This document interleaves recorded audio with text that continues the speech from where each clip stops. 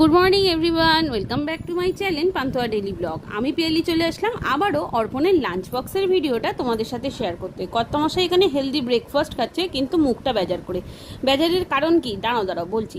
রোজ রোজ তেলে ঝালে রান্না করব এমন কথা তো আর আমি আগে থেকে নাক্ষর দেয়নি, তাই আজকে একদম সিধে সাদা সিম্পল পাতলা ঝোল করে অফিসে খাইয়ে ভাত দিয়ে পাঠিয়েছি। যাই হোক, আজকের মেনুতে ছিল সাদা ভাত, উচ্ছে আলু সেদ্ধ আর ঝিঙে আলু সজনে ডাঁটা আর হচ্ছে মটর ডালের বড়া ভাত দিয়ে একদম কালো জিরে কাঁচা লঙ্কা দিয়ে পাতলা করে ঝোল, ফলের মধ্যে মুসাম্বির লেবু আর 1 বোতল ঠান্ডা জল। এই ছিল আজকে অর্পণের লাঞ্চ বক্সের মেনু। আর হ্যাঁ, কর্তামশাই এখানে রওনা দিয়ে দিয়েছে কিছুটা রাগঝাক করে। তোমরা কিন্তু আমার সাথে একবার জয় জগন্নাথ বলে দিও।